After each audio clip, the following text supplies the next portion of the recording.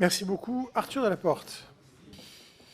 Merci, Monsieur le Président, Madame Michèle Corleg. Madame la Ministre, ma question est simple. De qui se moque-t-on? On serait tenté de prendre la parole sur ce budget santé comme si de rien n'était. On évoquerait les baisses drastiques sur ce budget pour notre santé, qui est pourtant la première préoccupation des Français. On évoquerait vos oublis pour défendre un hôpital plus digne, une meilleure régulation des médecins afin de lutter contre les déserts médicaux, un projet pour une santé plus juste, des moyens supplémentaires, ça vient d'être dit, pour la prévention, la santé mentale, la santé des femmes, la lutte contre les addictions sur laquelle votre gouvernement fait pourtant preuve de beaucoup d'ambivalence avec cette stratégie du ministre de l'Intérieur. Mais au même moment, et à l'heure où je vous parle, notre Assemblée s'apprête à rejeter la première partie du budget, rendant de fait presque caduque cette audition, puisque les groupes de la majorité, vos soutiens, Madame la Ministre, ont annoncé qu'ils allaient voter contre le budget que nous sommes censés modifier. Avouez quand même qu'il y a quelque chose d'extrêmement cocasse à cette situation, ou en tout cas ça le serait, s'il ne s'agissait pas de la santé des Françaises et des Français. Je ne peux pas m'empêcher, Madame la Ministre, de dénoncer d'abord le comportement du socle dit commun, qui est particulièrement désuni dans le cadre de ce budget 2025, et en particulier sur les questions de santé, les uns défendant l'AME, les autres voulant délibérément la réduire. Vous avez, par ailleurs, usé de 49.3 sur la santé qui ne disent pas leur nom.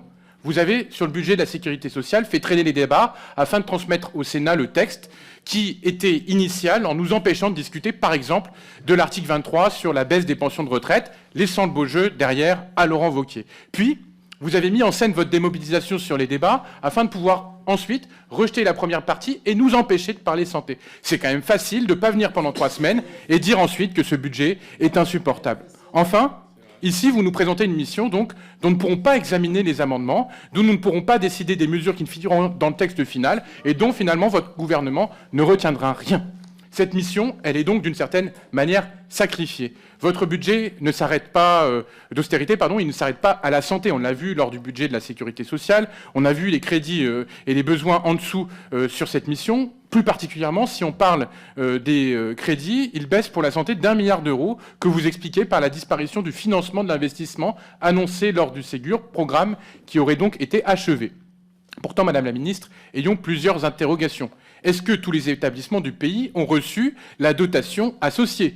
Pour quel montant sur chaque établissement? Combien de places d'EHPAD ont-elles été construites ou rénovées? Sans chiffre précis sur le versement de ces budgets et de leur utilité, nous ne comprenons pas cette suppression des versements post-Covid et donc cette baisse d'1 milliard d'euros. Par ailleurs, précisons aux Françaises et aux Français que les crédits prévus pour la prévention, la santé environnementale, la modernisation de l'offre de soins dont vous targuez baissent également. Enfin, évidemment, j'interviendrai sur ce qui a fait l'objet de l'intervention unique de notre collègue d'extrême droite, gangréné par ses obsessions racistes et stigmatisantes, qui cherche, on l'a vu à l'instant, avec son laïus habituel, à faire encore pire en réduisant le budget dédié à l'aide médicale d'État. J'espère que vous continuerez, comme vous l'avez fait, à ne pas céder sur le sujet de l'AME aux sirènes du Rassemblement national. Pourtant, et répétons-le à chaque fois, l'AME est bien menacée. C'est une aberration sanitaire et économique pour la vie des personnes, pour la prévention, la santé publique, mais aussi évidemment les conditions de travail des personnels soignants. Collègues, allez-vous dire aux infirmières, aux médecins qui devront accueillir des malades encore plus malades qu'ils auraient pu être soignés en amont, à ces hôpitaux, collègues du RN, qui devront faire face à des dépenses nouvelles, parce que justement, elles ne seront plus prises en charge par la solidarité nationale, qu'allez-vous leur dire ? Qu'allez-vous dire aux personnes qui sont proches de celles et ceux qui seront prises en charge trop tardivement parce qu'un simple contrôle de routine aurait pu éviter de tomber plus malade? Nous avons des propositions plus justes, Monsieur le Président, plus adaptées à l'ère du temps. Malheureusement, votre mascarade nous empêchera de les examiner. Merci beaucoup. Je donne la parole tout de suite à